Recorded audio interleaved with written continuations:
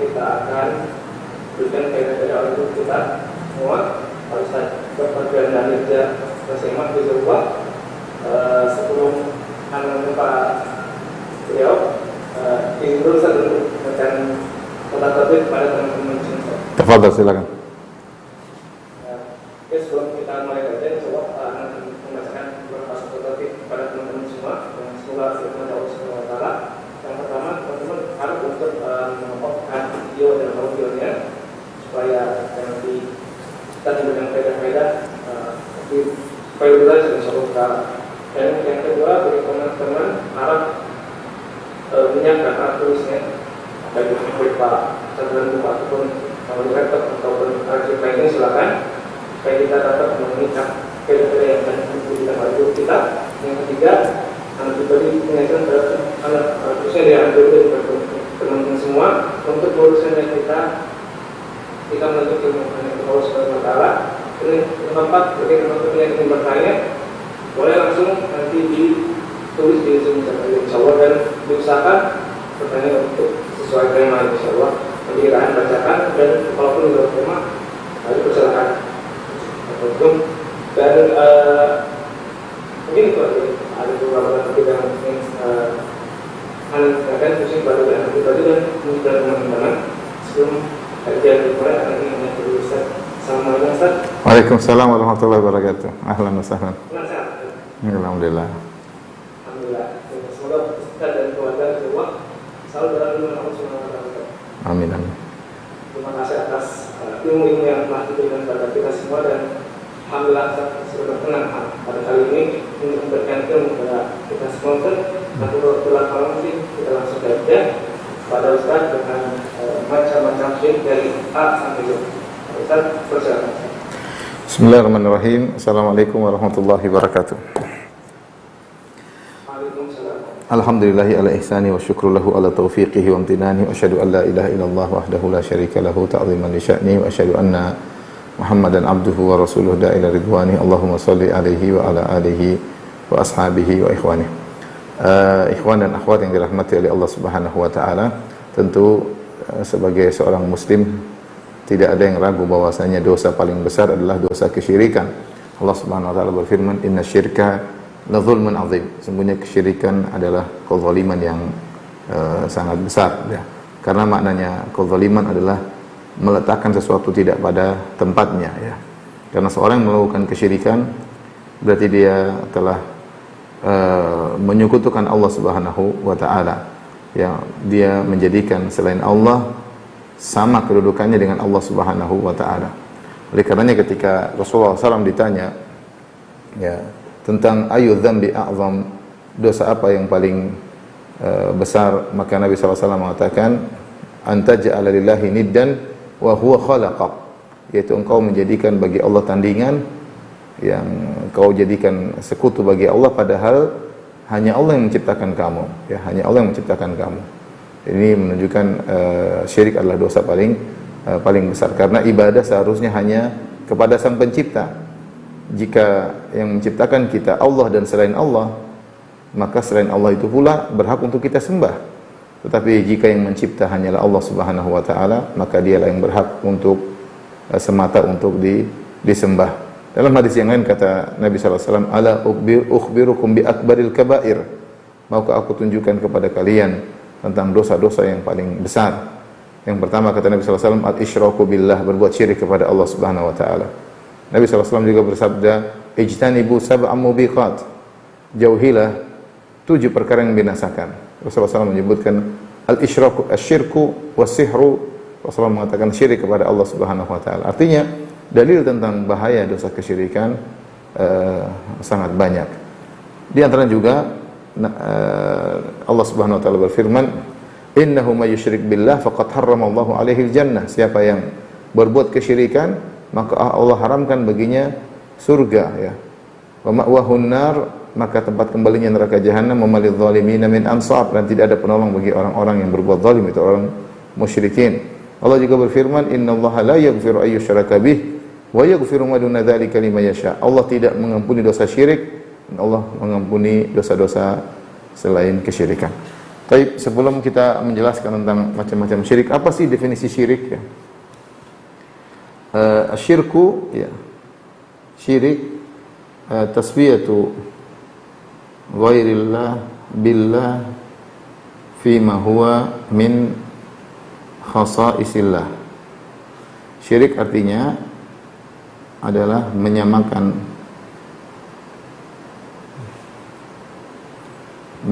makhluk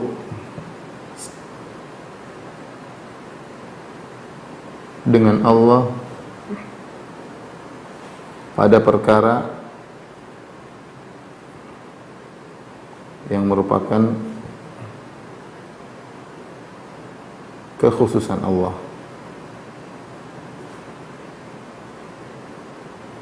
Ya. Jadi syirik itu adalah menyamakan Allah pada perkara yang merupakan kekhususan Allah ini. Kekhususan Allah Subhanahu wa taala. Contoh sederhana kalau kita terapkan definisi ini, misalnya kita tahu di antara kekhususan Allah hanya Allah yang mencipta. Kemudian kita mengatakan ada yang mencipta selain Allah, berarti kita telah berbuat kesyirikan. Contoh, kita tahu bahwasanya contoh misalnya kita tahu hanya kekhususan di antara kekhususan Allah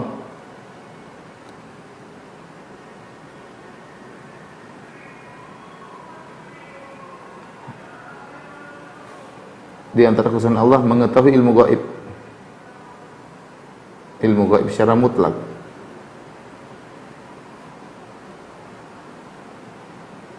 Nah, kalau kita mengatakan ada yang tahu ilmu gaib secara selain Allah, maka syirik ya.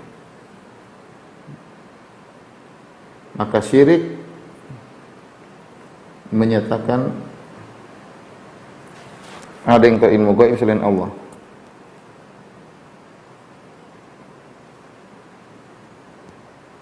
Ini contoh lagi misalnya, makanya orang yang percaya sama dukun, tahu tentang ilmu gaib, maka dia musyrik. Kenapa? Karena dia meyakini ada yang tahu ilmu gaib selain Allah Subhanahu wa taala. Contohnya lagi, di antara kekhususan Allah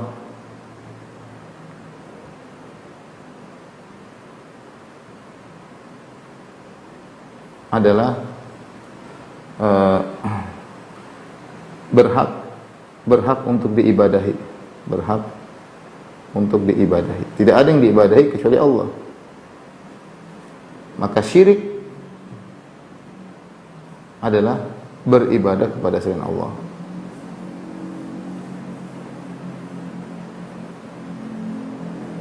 Makanya kalau ada yang menyembelih untuk selain Allah, menyembelih adalah ibadah. Dia menyembelih untuk selain Allah, maka syirik. Dia berdoa kepada selain Allah karena ibadah, doa adalah ibadah, maka ini syirik. Ini contoh yang menunjukkan bahwasanya definisi syirik adalah menyamakan selain Allah dengan Allah pada perkara yang merupakan kekhususan Allah. Contoh lagi misalnya apa? Di antara kekhususan Allah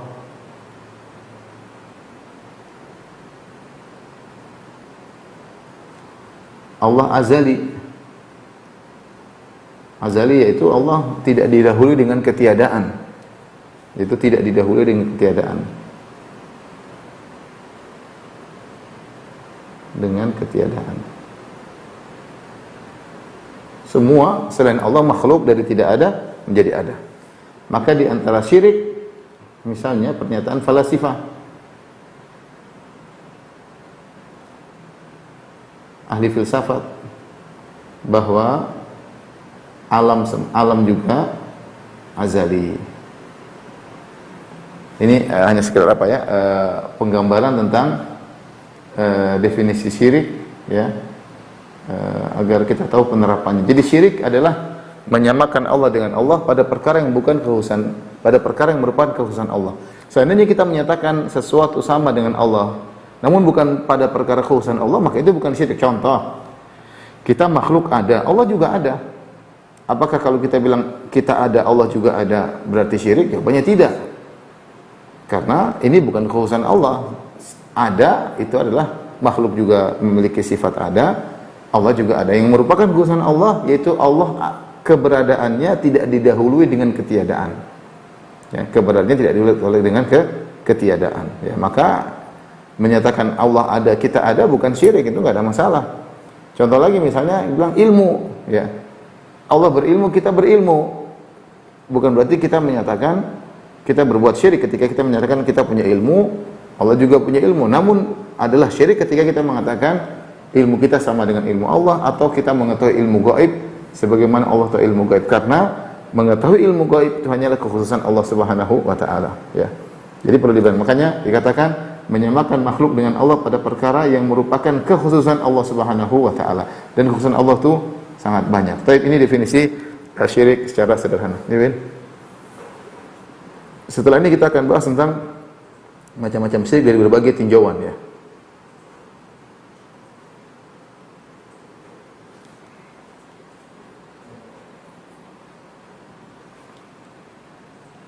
Macam-macam syirik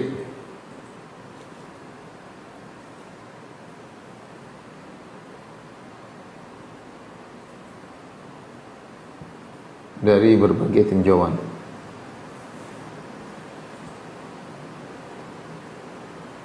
Syirik bisa dibagi dari beberapa tinjauan, ya. Pertama, tinjauan pertama, syirik bisa dibagi menjadi syirik besar, syirik kecil. Syirik besar, syirik kecil, tentunya ini ada bedanya, ya. Syirik besar apa, syirik kecil apa, ya. Di antara bedanya, syirik besar mengeluarkan seorang dari Islam, mengeluarkan dari Islam. Syirik kecil tidak. Contoh, syirik besar menggugurkan seluruh amal jika meninggal di atasnya seluruh amal. Syirik kecil hanya menggugurkan amal yang dicampuri.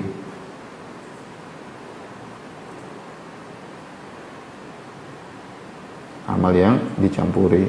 Misalnya, syirik besar contohnya, jika seorang meninggal dalam kondisi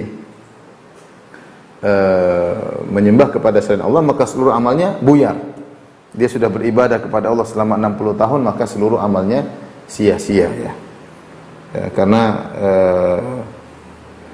barang siapa may yusyrik billah, fa in asyrakta la yahbatanna amaluk, jika kau berbuat syirik maka gugur seluruh amalanmu. Adapun syirik kecil seperti riya, dia hanya menggugurkan amal yang dicampurinya saja.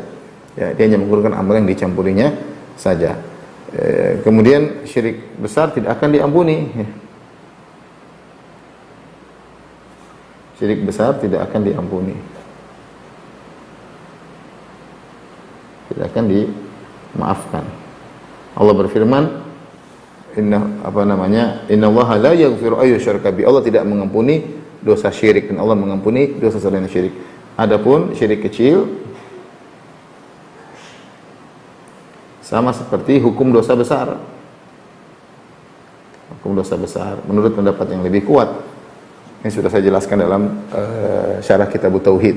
Oh, syirik kecil hukumnya dosa besar. Dia syirik kecil itu dia dosa besar. Cuma kenapa disebut kecil? Dalam rangka untuk membedakan dengan syirik akbar. Karena syirik akbar itu mengeluarkan seorang dari Islam, syirik kecil tidak. Syirik kecil bukan dosa kecil. Syirik kecil dia dosa besar hanya untuk membedakan antara dengan syirik akbar. Ini sama dengan kufur kecil, kufur besar. Kenapa disebut dengan kufur kecil? Bukan berarti dia dosa kecil, tetapi dia untuk membedakan dengan kufur akbar. Kalau kufur akbar yang qulu anil millah, mengeluarkan seorang dari Islam. Kufur kecil tidak. Sama dengan al-fisqul asghar dan al-fisqul akbar, kefasikan kecil, kefasikan besar. Jadi penamaan kecil di sini, perhatikan, bukan dosa kecil. Baik, ini diantara pembagian syirik menjadi syirik besar dan syirik kecil. Di antara perbedaan definisi tentang syirik kecil, syirik besar, ya. Di antaranya, syirik besar biasanya ibadah langsung tertuju kepada Allah.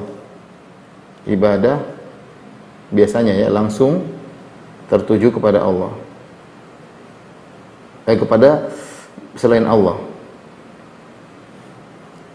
Seperti contoh, ya, contoh orang yang menyembelih kepada selain Allah, orang yang berdoa kepada selain Allah, langsung tujukan ibadah kepada selain Allah. Walaupun syirik kecil tidak, syirik kecil tidak langsung ditujukan kepada selain Allah, namun terkait tidak langsung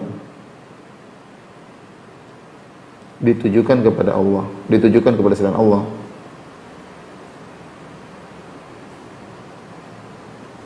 Nah, namun biasanya ya seperti seorang ria dia beribadah kepada Allah, namun dia selain itu juga dia ibadahnya kepada Allah secara, kalau dia sholatnya kepada Allah, tapi niatnya ingin cari pujian, ya. Tapi ibadah yang dia lakukan kepada Allah Subhanahu wa taala. Ini tidak langsung, contohnya ria, ya.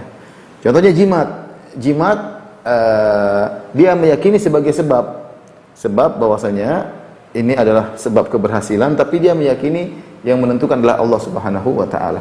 Jadi maksud saya, kalau syirik besar langsung ibadahnya ditujukan langsung kepada Allah, kepada selain Allah. Kalau syirik kecil tidak langsung ditujukan kepada selain Allah. Terkadang terkait dengan sarana, ya, namun tidak langsung. Jadi ini perbedaan pembagian model pertama, syirik bisa dibagi menjadi syirik besar, syirik kecil.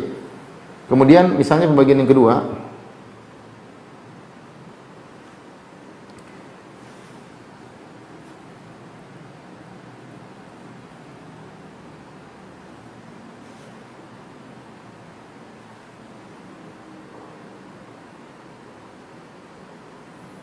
syirik bisa dibagi menjadi syirik jali, asyirkul jali, syirik yang jelas,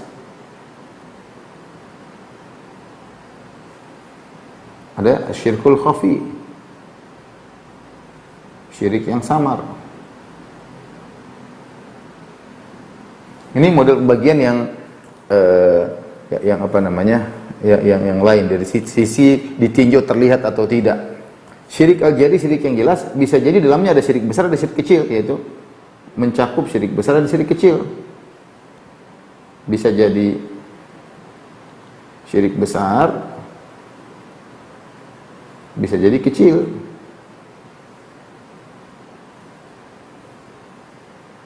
Sama ini juga. Syirik khafi, syirik yang samar, bisa jadi besar, bisa jadi kecil. Dia ditinjau dari penampakannya. Syirik yang jelas, contoh yang besar, misalnya menyembelih kepada selain Allah. Contoh, menyembelih kepada selain Allah, ini syirik besar, jelas sekali, ya. Mengambil ayam disembelih untuk jin misalnya, ini jelas, ini syirik akbar. Dia jali kelihatan. Syirik kecil contohnya pakai jimat, ya.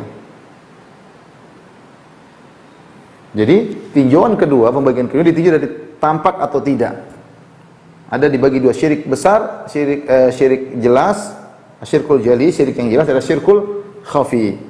Dan ini bisa jadi masing-masing bisa besar, bisa kecil. Yang penting ditinjau dari penampakannya.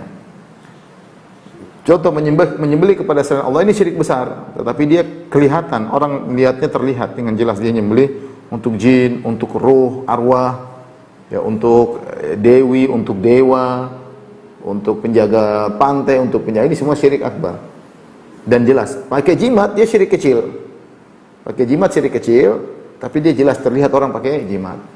Syirik yang samar juga demikian, ada bisa jadi syirik besar, bisa jadi syirik kecil. Misalnya takut, ya, takut kepada apa namanya, kualat, takut kualat terhadap dewa-dewa, takut kualat kepada dewa-dewa atau jin-jin, takut kualat. Ini namanya syirik. Ketakutan tersebut dalam hati, tapi itu syirik. Dia takut kalau dia begini, kalau tidak kasih sajen, dia takut kualat sama jin atau sama dewa. Ini syirik akbar, tidak kelihatan. Contoh syirik kecilnya misalnya ria ini syirkul khafi ya.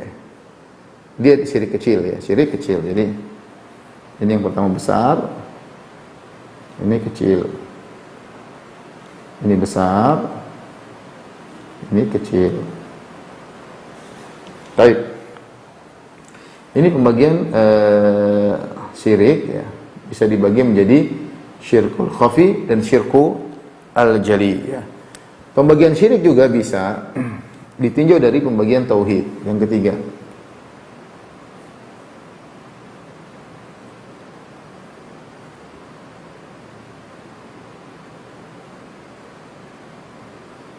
Dari lawannya yaitu tauhid. Maka syirik ini bisa terbagi menjadi tiga. Itu syirik terkait rububiyah Allah, kemudian syirik terkait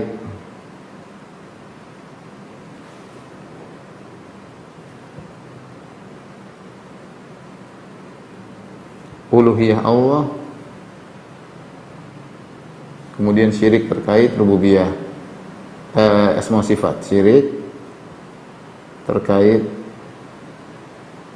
sifat-sifat Allah. Nah, ini ada tiga pembagian.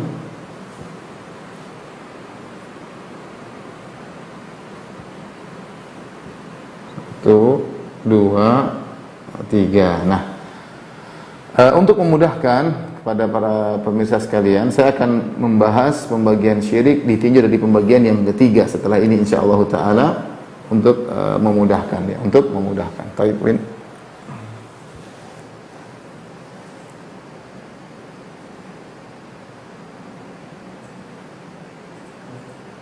Dah, baik.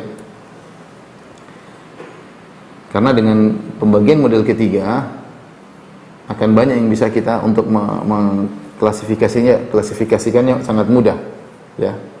Kita tahu tauhid sebagaimana sering kita jelaskan terbagi menjadi tiga tauhid ya. Ada tiga. Pertama, yang kedua, dan yang ketiga.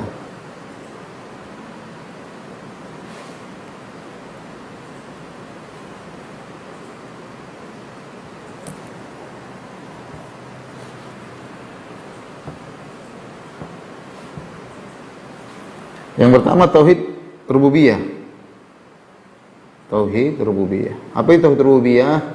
Ini sudah sering kita bahas, yaitu meyakini hanya Allah, meyakini sederhananya ya, hanya Allah, itu Allah Maha Esa. Allah Maha Esa, Allah bersendirian, itu hanya Allah. Hanya Allah yang menciptakan, sederhananya yang menciptakan, memiliki dan mengatur alam.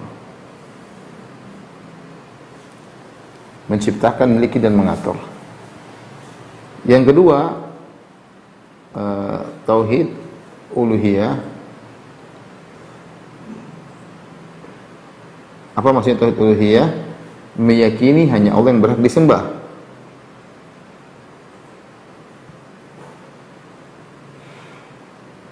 Yang berhak disembah.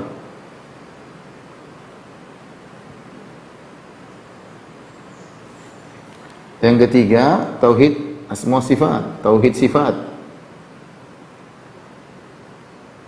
Yaitu meyakini tidak ada yang menyamai sifat Allah.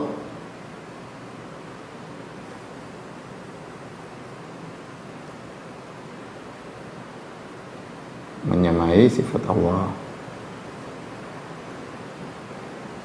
Sekarang biasa lagi heboh, sebagian ahlul bidah mengatakan, lihat Wahabi atau Salafi bagi tauhid menjadi tiga. Dia bilang nggak usah dibagi, enggak apa-apa. Tapi apakah antum sepakat dengan saya? Tanyakan sama mereka, sepakat nggak meyakini bahwasanya hanya Allah yang menciptakan, ataukah ada yang mencipta selain Allah? Ya. Sepakat nggak Setuju nggak dengan saya ketika saya mengatakan hanya Allah yang menciptakan? Dia pasti bilang setuju. Setuju nggak dengan saya bahwasanya yang menguasai alam semesta ini hanyalah Allah, karena Allah yang memiliki, karena dia yang menciptakan? Dia pasti mengatakan setuju. Setujukah sama saya bahwasanya alam semesta ini yang mengatur langit, mengatur awan, mengatur hujan, mengatur matahari, rembulan, bintang-bintang, planet-planet hanya Allah? Dia pasti bilang setuju. Nah, berarti sama dong keyakinan dengan saya.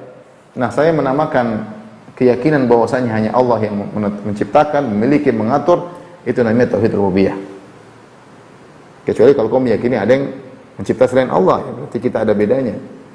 Terus, samakah engkau, setujukah engkau kalau saya mengatakan hanya Allah yang berhak disembah? Dia pasti bilang setuju, siapapun dia pasti bilang setuju. Ketika dia bilang setuju, nah berarti kita mengatakan itulah yang saya namakan dengan tauhid uluhiyah. Hanya Allah yang berhak untuk disembah. Kamu tidak menamakan, nggak ada masalah. Ini cuma sekedar memudahkan untuk belajar. Kemudian, setujukah engkau dengan saya bahwa kita mengatakan tidak ada yang menyamai Allah dan sifat-sifatnya? Allah Maha mendengar, makanya kita mengatakan Maha mendengar. Tidak ada yang menyamai pendengaran Allah. Maha melihat, tidak ada yang menyamai penglihatan Allah. Maha ilmu. Dia pasti bilang setuju. Karena kalau ada yang sama dengan Allah, berarti Tuhan tersebut tidak paling sempurna, ada yang menyamai Tuhan. Nah, itu kita istilahkan dengan tauhid sifat. Artinya hanya Allah Maha Esa dalam sifat-sifat tersebut, tidak ada yang menyamainya. Inilah tauhid. Nah, lawannya syirik. Sekarang kita ingin kita masuk pada model definisi yang ketiga tentang macam-macam syirik dalam tauhid rububiyah ya.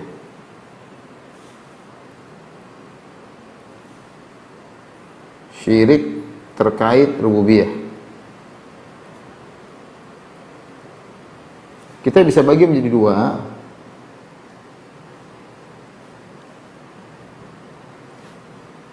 Yang pertama, syirik besar. Kemudian syirik kecil. Nah, perhatikan ini saya mulai menyebut tentang macam-macam syirik ya. Macam-macam syirik semua terkait dengan tauhid rububiyah. Terkait dengan tauhid rububiyah. Syirik besar contohnya apa? Misalnya mengatakan ini yang membatalkan rububiyah Allah Subhanahu wa taala. Misalnya mengatakan alam azali.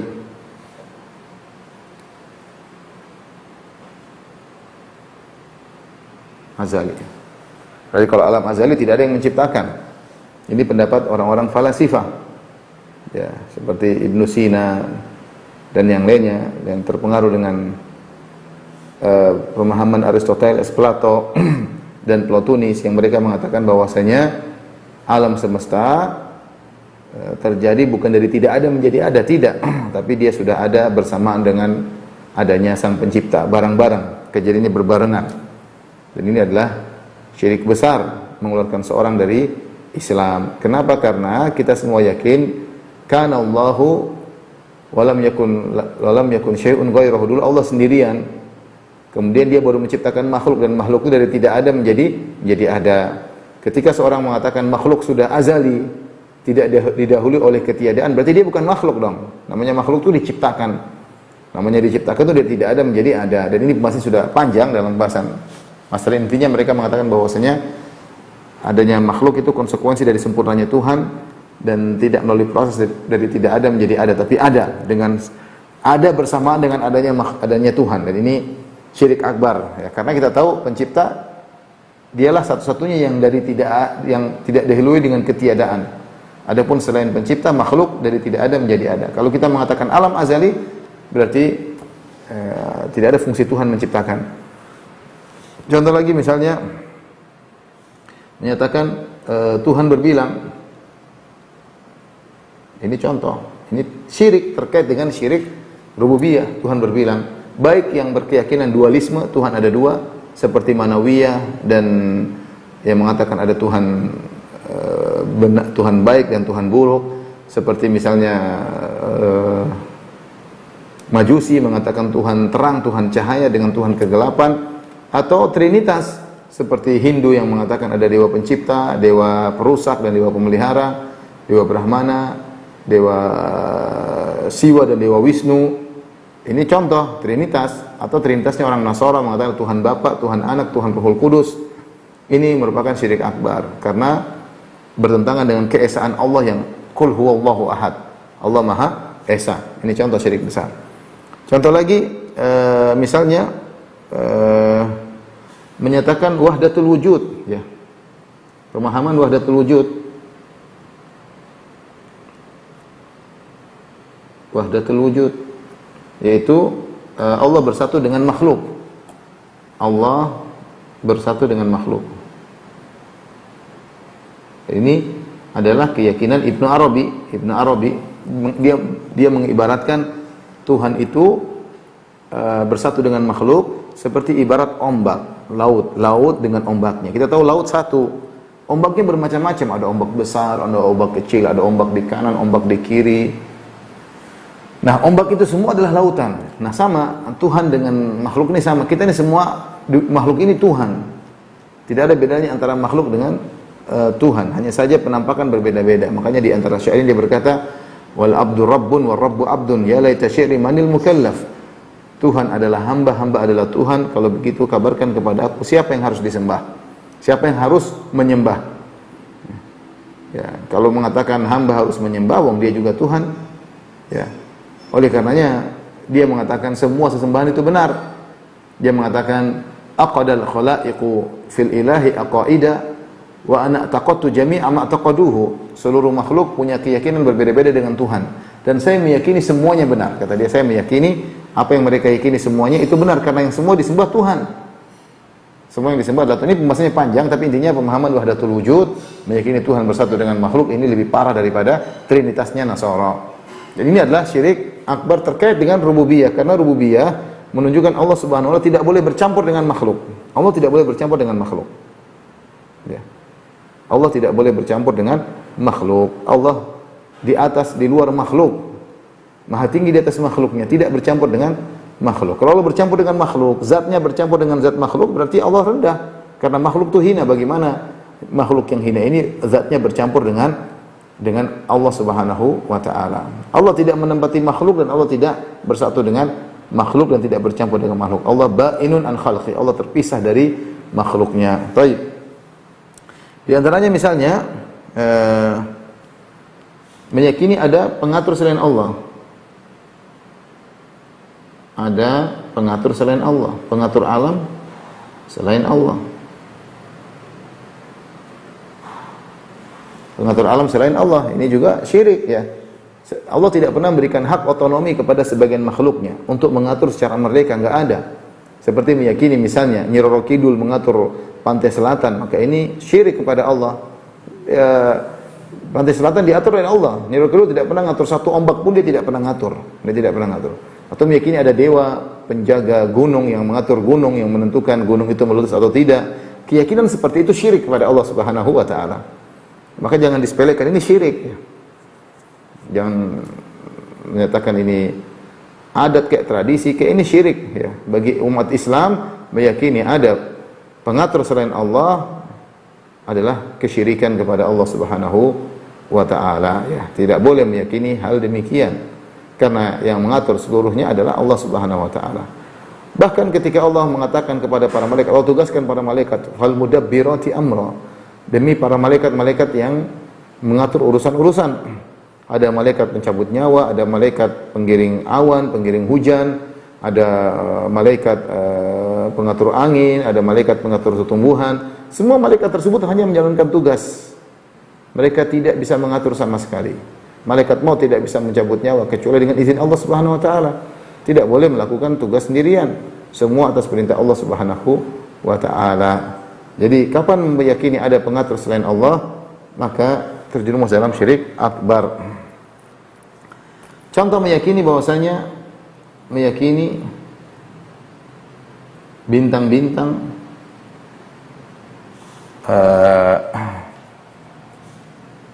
punya ruh dan berpengaruh dan ikut mengatur, ikut mempengaruhi kejadian alam. Ini keyakinannya orang-orang falasifah. orang falasifah meyakini demikian, dan di antaranya keyakinan Ibnu Sina ya. Ibnu Sina juga memiliki keyakinan demikian, diikuti oleh sebagian tokoh-tokoh filsafat. Intinya meyakini bahwasanya planet-planet atau bintang-bintang ditempati oleh ruh-ruh, sehingga sampai ada seorang yang menulis di antara mereka buku Mukhatabatun Nujum, berbicara dengan bintang-bintang. Ini enggak ada.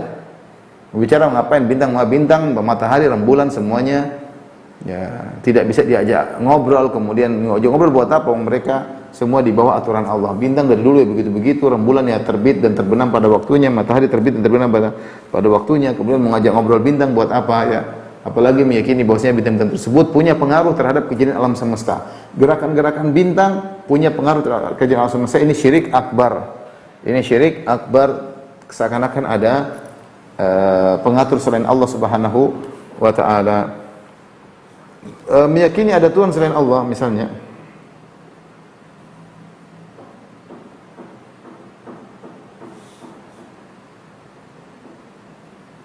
Seperti Fir'aun dan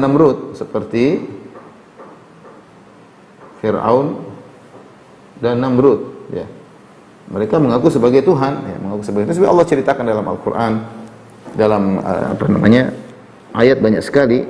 Fir'aun mengatakan wa ana rabbukumul a'la, aku adalah Tuhan kalian yang maha tinggi, dan Namrud juga mengatakan aku adalah Tuhan, ya.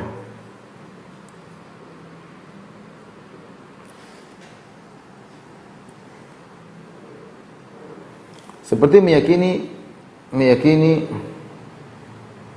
berhala-berhala bisa memberi manfaat dan mudarat.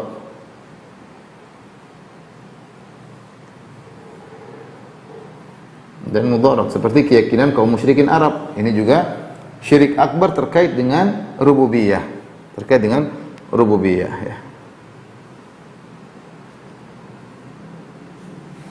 1, 2, 3, 4, 5, 6, 7. Di antaranya meyakini selain Allah berhak membuat atau meyakini hukum selain Allah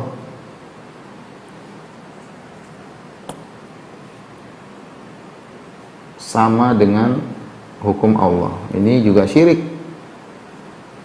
Di antara keyakinan rububiyah, Allah lah Subhanahu wa taala yang telah menciptakan alam semesta, dan Allah yang mengatur alam semesta. Di antara bentuk pengaturan Allah, Allah turunkan hukum-hukum melalui Al-Qur'an atau melalui sunnah Nabi sallallahu alaihi wasallam untuk zaman sekarang, ya.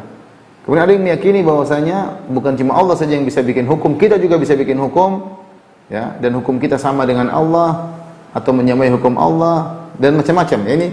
Ini juga syirik rububiyah, karena meyakini bahwasanya dia berhak untuk mengatur hukum, mengeluarkan hukum yang mengatur manusia, ya. Apalagi meyakini bahwasanya hukum dia sama dengan hukum Allah, maka ini syirik dalam tauhid rububiyah, ya.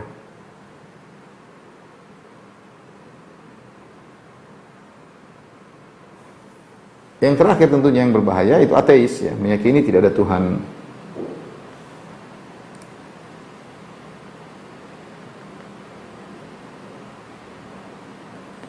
Tuhan itu ateisme. Tapi ini pertama terkait dengan syirik, terkait dengan rububiyah, tapi syirik besar dan mengeluarkan seorang dari Islam. Mudah-mudahan bisa dipahami, ya. Tapi kita lanjutkan model-model kesyirikan terkait dengan syirik rububiyah, tetapi dia adalah syirik kecil, tidak sampai pada syirik akbar, ya. Ini juga banyak terjadi, perhatikan, banyak terjadi di masyarakat kita. Pembahasan kita masih perhatikan tauhid rububiyah, ada syirik besar, syirik kecilnya. Syirik kecilnya seperti apa? Bersumpah dengan nama selain Allah, dengan selain Allah. Seperti mengatakan demi Muhammad sallallahu alaihi wasallam, demi bumi, ya. Misalnya, ya.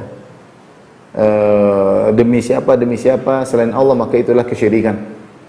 Rasulullah bersabda, man halafa bi ghairillahi faqad asyrak. Siapa yang bersumpah dengan selain Allah maka telah berbuat kesyirikan. Sebagian mereka ada yang bersumpah dengan nama wali misalnya, atau bersumpah dengan bintang, bersumpah dengan, intinya bersumpah dengan selain Allah, maka ini adalah kesyirikan. Karena Rasulullah bersabda, man halafa bi ghairillah faqad asyrak. Siapa yang bersumpah dengan nama selain Allah, maka dia telah berbuat kesyirikan, ya. Contoh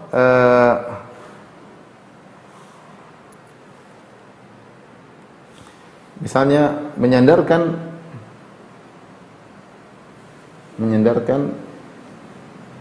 kenikmatan kepada selain Allah, anugerah kepada selain Allah. Contoh, ini syirik kecil, bukan syirik akbar. Contoh misalnya, kalau bukan karena dokter, mungkin saya sudah mati. Saya sudah mati. Nggak boleh. Ini syirik asghar harusnya. Benar dokter yang menyelamatkan secara sebab. Tapi ketika kita menyebutkan kenikmatan, kita nggak boleh bilang kalau bukan karena dokter. Harusnya kita bilang kalau bukan karena Allah, alhamdulillah karena Allah menghadirkan dokter ini, mungkin kita sudah meninggal. Justru di saat kita bersyukur, kita harusnya menyadarkan nikmat kepada selain Allah, kepada Allah Subhanahu, bukan kepada selain Allah Subhanahu wa taala. Jadi menyadarkan nikmat kepada selain Allah, ini banyak terjadi di masyarakat. Kalau bukan karena polisi mungkin sudah ini, kalau bukan karena ini mungkin sudah begini. Ini tidak boleh. Harusnya kita bilang kalau bukan karena Allah. Kata Allah dalam Al-Qur'an, ya'rifuna nikmatallahi tsumma yunkirunaha. Mereka mengetahui nikmat-nikmat Allah tapi mereka mengingkarinya. Dalam tafsir disebutkan yaitu orang yang naik di suatu kapal, kemudian terjadi ombak yang besar, kemudian mereka diselamatkan oleh Allah sampai ke daratan. Ketika sampai di daratan, sebagian mereka berkata, kalau bukan karena nahkoda yang pintar, mungkin kita sudah tenggelam. Ini syirik kecil. Tentu dia meyakini Allah yang menyelamatkan, tetapi kita harus beradab dalam berkata. Kita harus beradab dalam berkata. Ya. Meskipun dia tentu meyakini nahkoda itu hanya sebab, dia meyakini dokter juga sebab. Kalau kita tanya, maksud saya bukan begitu, maksud saya hanya menjelaskan sebabnya. Justru itu, makanya dikatakan syirkul alfaz, ya. Oh, saya lupa tadi pembagian, ada pembagian di antara pembagian syirik hati, syirik lafal, syirik perbuatan, dan juga di antara pembagian, ya. Meskipun lafalmu, meskipun hatimu meyakini yang menyembuhkan adalah Allah, tapi lafal dijaga, jangan mengatakan kalau bukan karena dokter. Tetap mengatakan kalau bukan karena Allah, kemudian dengan sebab dokter mungkin saya sudah meninggal dunia. Contohnya lagi, menyandarkan ujub. Ujub ini syirik kecil juga. Apa itu ujub? Ujub itu meyakini bahwasanya diri kita punya andil dalam keberhasilan kita. Seharusnya kita yakin kita ini berhasil murni karena Allah Subhanahu wa taala. Namun ada orang ujub, dia meyakini karena saya pintar, karena saya banyak pengalaman, makanya saya berhasil. Dia menyandarkan keberhasilan dia dengan sebab yang dia miliki, karena kecerdasannya, karena kepiawaiannya, karena keahlian dia, karena banyak pengalamannya, karena IQ-nya yang tinggi misalnya, sehingga dia berhasil. Ini ujub. Seharusnya seorang meyakini semua keberhasilan murni karena Allah. Karena kepintaranku pun juga dari Allah, pengalamanku juga dari Allah. Nah, ini bahaya karena ujub itu meyakini dia menyamakan dirinya dengan Allah. Ya, bahwasanya saya juga punya peran dalam keberhasilan saya. Padahal seharusnya keberhasilan kita murni dari Allah Subhanahu wa taala, ya. Seperti juga mengatakan seperti sebagian sahabat ada yang salah ngomong, dia mengatakan Masya Allah wa syi'ta. Masya Allah wa syi'ta, karena kehendak Allah dan kehendak Muhammad. Rasulullah marah ketika itu. Kehendak Muhammad. Rasulullah mengatakan, aja'altani lillahi niddan, kau menjadikan aku tandingan bagi Allah. Qul masya Allah, katakanlah karena kehendak Allah, tsumma syi'ta, kemudian kehendakmu. Jangan menggunakan dan. Karena kehendak Allah dan kehendakmu ini, padahal mereka maksudnya untuk mengagungkan Nabi, tapi Nabi larang. Karena kesannya mengatakan karena kehendak Allah dan kehendak Nabi, seakan-akan Nabi sejajar dengan Allah Subhanahu wa taala. Makanya Nabi marah. Dia mengatakan aja'altani lillahi niddan, kau ingin menjadikan aku tandingan bagi Allah. Katakanlah kul masya Allah wahdah, katakanlah hanya karena kehendak Allah. Atau katakanlah masya Allah tsumma syi'ta, karena kehendak Allah kemudian kehendakmu. Ini juga syirik terkait dengan lafal, ya. Tentunya para sahabat ngerti, yang menentukan semuanya hanya Allah. Cuma mereka tidak pandai dalam mengucapkan, mengutarakan, sehingga ditegur oleh Nabi Shallallahu Alaihi wasallam. Contoh juga terkait dengan ini, mencela masa. Dasar zaman edan, dasar misalnya tahun sial dan macam ini nggak boleh. Karena menyandarkan keburukan kepada masa, padahal masa waktu tidak bisa berbuat apa-apa. Makanya kata Allah dalam hadis qudsi, la tasubud dahar fa ana dahar uqallibul laila wan nahar. Jangan mencela masa, karena aku adalah masa, aku yang bolak-balikan siang dan malam. Ketika kita mencela sesuatu yang tidak punya ikhtiar, tidak punya kehendak, iradah seperti masa, zaman, berarti sungguhnya kita mencela yang menciptakan zaman tersebut. Berarti kita mencela Allah. Ini nggak boleh. Karena zaman tersebut tidak bisa berbuat apa. Masa, apa yang dilakukan oleh masa? Kenapa kita bilang zaman edan? Nggak boleh. Ya, kalau kita bilang zaman di sini banyak orang edan, ya orang yang edan cela orangnya, bukan cela masanya. Imam Syafi'i pernah berkata, "Naibu zamana wal aibu fina, fama li zamani aibun siwana." Kita mencela zaman padahal kita yang tercela. Tidak ada cela bagi zaman kecuali kita yang bikin zaman tercela. Jadi nggak boleh kita mencela zaman. Sama seperti mencela angin. Mencela angin, matahari, dan lain-lain yang tidak memiliki kehendak. Dia bilang dasar angin ini, tidak boleh. Yang kirim angin Allah Subhanahu Wa Taala. Yang menerbitkan matahari, membenamkan matahari, menjadikan matahari terbenam, menterbenamkan matahari Allah Subhanahu Wa Taala. Maka tidak boleh seorang mencela angin, ya. La tasubur rih, kata Nabi, jangan kalian mencela angin. Ya, kalau ada datang angin, kalau melihat angin yang kalian tidak sukai, maka berdoa, Allahumma in as'aluka khair hadhihi rih, ya Allah, kami mohon kebaikan dari angin ini, kebaikan diutusnya angin ini, ya, dan seterusnya, berdoa kepada Allah Subhanahu wa taala. Ini semua syirik kecil terkait dengan tauhid ar-rububiyah, ya. Baik, ini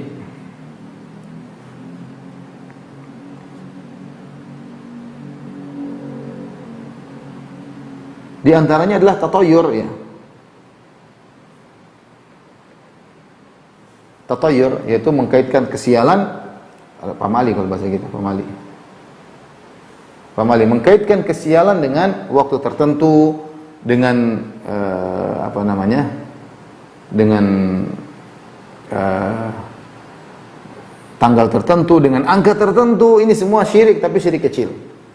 Ini syirik kecil. Kata Rasulullah SAW, at-tiyaratu syirkun. Tatayur adalah syirik. Mengatakan pamali kalau duduk begini, bahkan begini, kalau begini maka begini, kalau ada burung hantu berarti begini. Ini semua syirik, karena itu semua tidak ada kaitannya dengan kejadian. Nah, kita menyandarkan kejadian kepada sesuatu yang tidak ada kaitannya.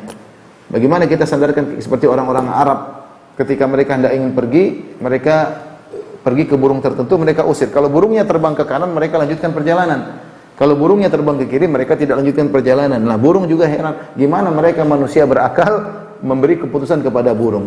Terbangnya burung ke kanan ke kiri tidak ada kaitannya dengan keputusan dalam menentukan nasib, ya. Maka tatayur ini termasuk daripada syirik kecil, ya, karena dia tidak punya andil dalam kejadian alam sama sekali, nggak ada. Bagaimana kemudian kita menyerahkan keputusan kita kepada burung, kepada angka, kepada ini tentang nasib sial dan yang lainnya?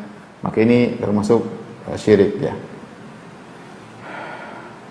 Termasuk ya, taib ini. Kemudian kita lanjutkan, sekarang kita lanjutkan tentang syirik dalam tauhid rububiyah, uluhiyah. Syirik dalam tauhid uluhiyah juga kita bisa bagi menjadi dua, ya.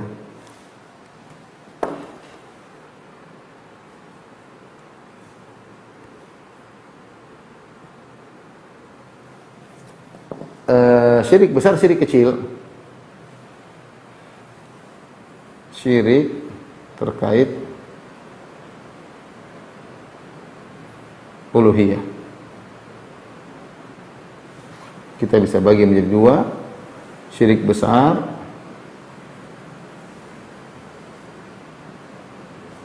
kemudian syirik kecil. Syirik besar contohnya apa? Contohnya banyak. Syirik besar contohnya misalnya berdoa kepada selain Allah.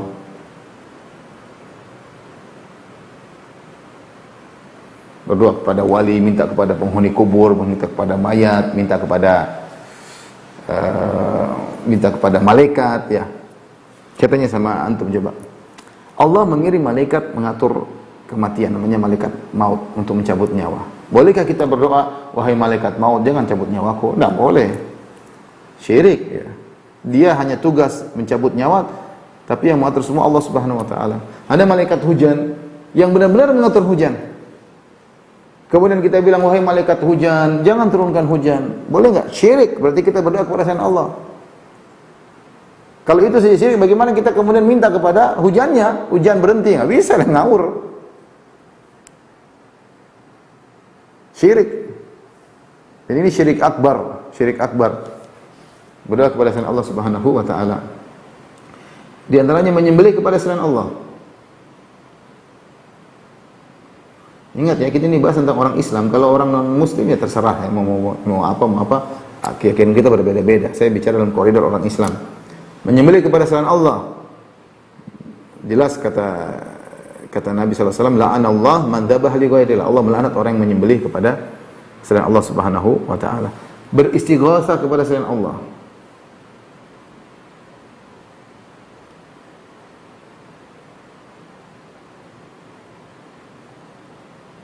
Dalam kondisi terdesak mengatakan, ya Abdul Qadir Jailani tolonglah aku. Ini enggak boleh, syirik.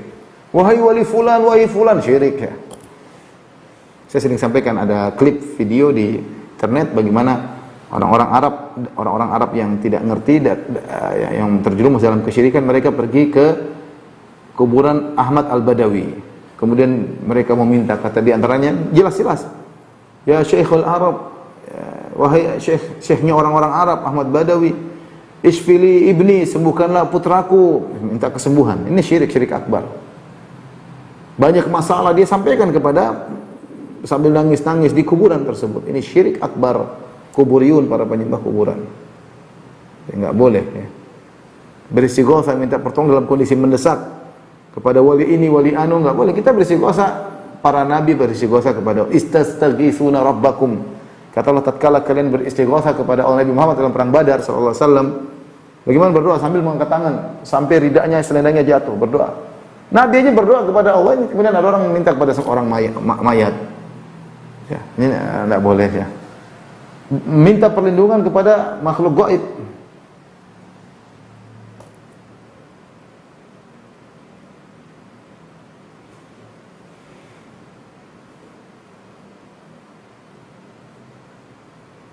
Kepada jin misalnya, Allah berfirman, "Annahu kana rijalun minal insi ya'udzuna birijalin minal jinni fazaduhum rahaqa." Dahulu ada sekelompok lelaki minta perlindungan kepada sekelompok jin, maka semakin menambah kekufuran kepada mereka. Baca tafsir ayat tersebut dalam surat Al-Jin. Ayat tersebut. Jadi para ahli tafsir mengatakan dahulu sekelompok orang Arab, mereka kalau pergi ke suatu lembah, mereka takut, maka mereka berkata, "Aku berlindung kepada Sayyidi Hadzal Wadi." Aku berlindung kepada, dia ngomong, pasti didengar jin, aku berlindung kepada penguasa lembah ini agar anak buahnya tidak menggangguku. Setelah itu dia tidur nyaman, tidak ada yang ganggu dia, tidak ada yang ganggu istrinya, tidak ada yang ganggu hewannya. Tapi ini syirik. Berhasil enggak? Berhasil, dia tidak diganggu. Tapi apakah itu benar? Itu syirik. Harusnya dia berdoa, a'udzu bikalimatillahi tammati min syarri ma khalaq. Kata Nabi, siapa yang man nazala manzilan, siapa yang singgah suatu tempat, kemudian berdoa, aku berlindung dengan nama kalimat-kalimat Allah dari keburukan ciptaan Allah. Harusnya begitu, bukan minta perlindungan kepada penguasa lembah. Maka minta perlindungan kepada jin, pada penguasa lembah, pada arwah-arwah, ini adalah syirik akbar. Syirik akbar. Di antaranya sihir. Sihir juga syirik akbar karena minta pertolongan kepada syaitan. Enggak mungkin terjadi sihir kecuali minta pertolongan kepada syaitan, ya. Baru terjadi sihir. Kalau ada sihir tanpa syaitan berarti sihir palsu. Sihir asli itu bekerja sama dengan syaitan. Di antaranya ruqyah, jampi-jampi, mantra-mantra. Mantra-mantra ya. Ini kalau sudah ada mantra-mantra, sudah dukun lengkap, syiriknya lengkap. Sudah bikin mantra-mantra, pakai mantra-mantra, minta kepada ruh-ruh, minta dengan alam semesta, bukan minta kepada Allah. Sudah, syiriknya klop, lengkap. Ini diantara syirik-syirik besar ya. Syirik kecil berkait dengan syirik dengan tauhid uluhiyah, contohnya riya, ya, riya. beramal soleh kepada Allah tapi ingin dipuji oleh manusia. Riya artinya memperlihatkan. Sum'ah artinya memperdengarkan amalnya, cerita sana cerita sini. Ya, ini sum'ah ya. Kemudian contohnya beramal akhirat untuk tujuan duniawi.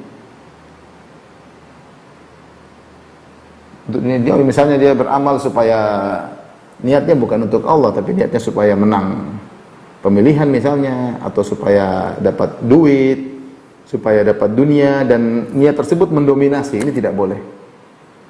Ternyata niatnya ketika dia beramal soleh, entah dia haji, entah dia umroh, entah dia dakwah, entah dia ceramah, entah dia apa, dia sholat jadi imam, niat duniawinya mendominasi, maka ini syirik kecil ya, syirik kecil. Kemudian diantaranya jimat, memakai jimat. Kenapa? Karena dia memakai jimat, ada tawakal kepada jimat, dia tawakal kepada jimat. Padahal jimat nggak bisa apa-apa. Pakai batu akik, dia percaya ini kalau ada batu akik maka ini menjadikan batu akik sebagai jimat. Ini syirik kecil karena tawakalnya kepada jimat. Kalau ditanya ini nggak boleh, ini kan memang Allah kasih kekuatan di sini. Ini ada auranya, ada aura, macam itu syirik kecil. Kenapa syirik? Karena dia bertawakal. Dia tawakal hanya kepada Allah, dia tawakal kepada jimat. Di antara syirik kecil misalnya bertabaruk yang tidak syar'i, mencari barakah yang tidak syar'i. Seperti apa? Mengusap-usap kuburan, ambil tanah dimakan, ya, kuburan-kuburan wali. Ya. Imam Nawawi menjelaskan, kalau sebagian orang datang kuburan Nabi, ngusap-ngusap, ya, nggak boleh. Ini syirik kecil, Ya. Taib. Terkait dengan tauhid asma sifat, contoh yang kita dapatkan syirik akbar. Ya.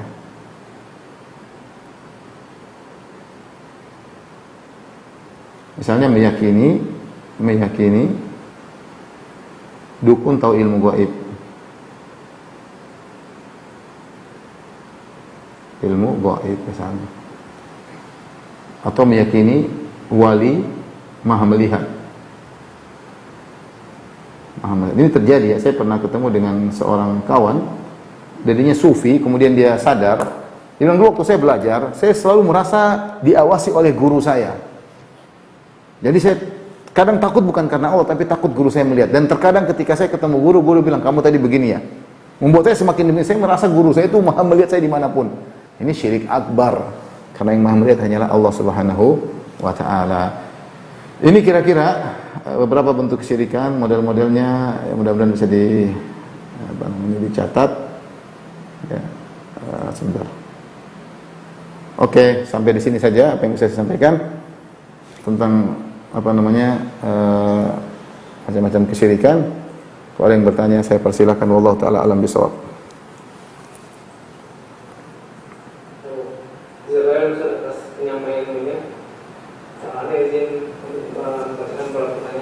Silakan.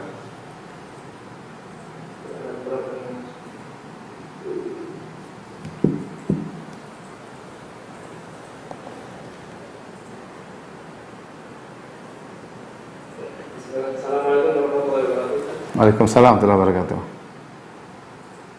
Ini sebenarnya yang lagi viral. Mau bertanya, saya ingin menanyakan tentang fenomena kawah hujan. Apakah menggunakan kawah hujan adalah syirik, dan mohon dijelaskan apa minta tolong pada ini adalah syirik besar, mohon diberikan dalilnya juga.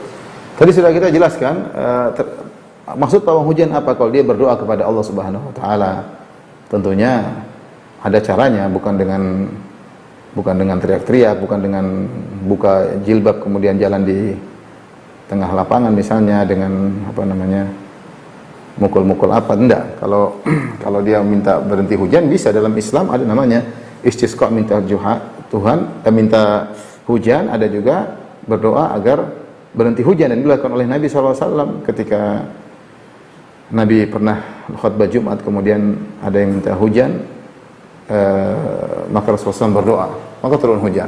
Ternyata hujan tersebut berlanjut sampai sepekan. Kemudian Nabi SAW berdoa lagi agar hujan berhenti. Itu boleh, kita boleh minta kepada Allah agar hujan diberhentikan. Tadi kita nggak boleh minta kepada malaikat, meskipun ketika Allah menurunkan hujan melalui malaikat ya, tapi tidak boleh kita minta kepada malaikat ya. Yang mengatur awan atau mengatur hujan. Mintanya kepada Allah Subhanahu wa taala. Adapun kalau misalnya yang dimaksud orang ingin menghentikan hujan adalah dengan mantra-mantra yang enggak jelas, kemudian ada yang mengatakan bicara dengan alam semesta, bicara dengan awan, itu enggak boleh, itu namanya kesyirikan ya.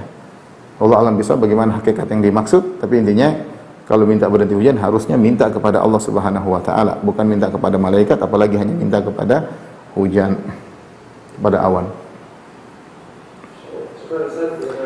Dan kita yakin yang mengatur alam semesta adalah Allah Subhanahu wa taala. Enggak boleh kita bisa ngobrol sama matahari, enggak boleh. Ngobrol sama bintang-bintang enggak boleh. Enggak boleh. Baik. Selanjutnya.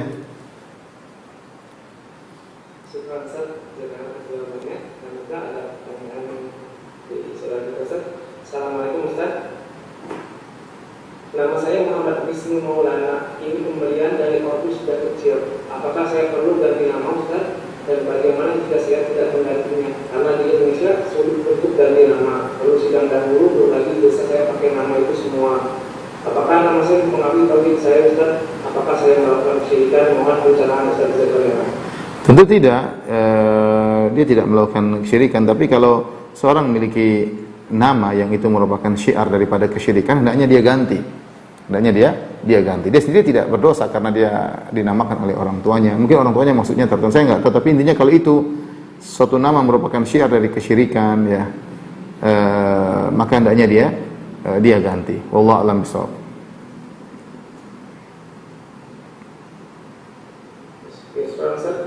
Pertanyaan selanjutnya. Assalamualaikum. Sekarang Ustaz izin bertanya. Saya sudah belajar, saya bernama Muhammad Fatah Arjuna. Penamaan nama Fatah apakah juga termasuk syirik? Apakah harus diganti? Fatah. Kemudian Fatah.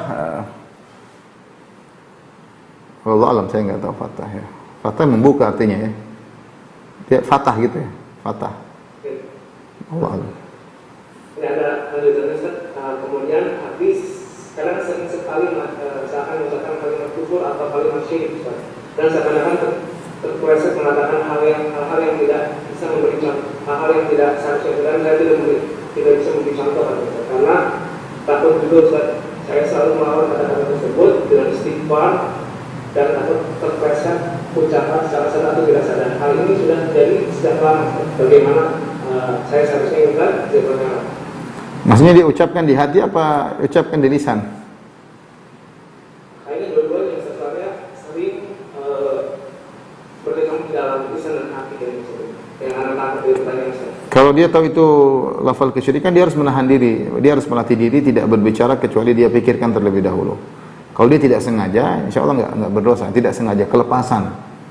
Tapi kalau sering kelepasannya, maka dia harus mengontrol dirinya, latih diri, berdoa kepada Allah agar bisa mengontrol lisannya sehingga tidak sering kelepasan mengucapkan kata-kata yang syirik ya. Tidak boleh. Tapi insya Allah kalau dia sudah berusaha dan masih kelepasan di luar kontrolnya, maka dia tidak berdosa karena di luar kontrol dia tidak. Tapi latih diri untuk mengontrol. Wallahu a'lam bishawab. Apa kalau misalkan masih dalam hati Ustaz dan kita sama dalam hati dia berusaha lawan. Dia berusaha lawan, dia bilang auzubillahi minasyaitonir rajim.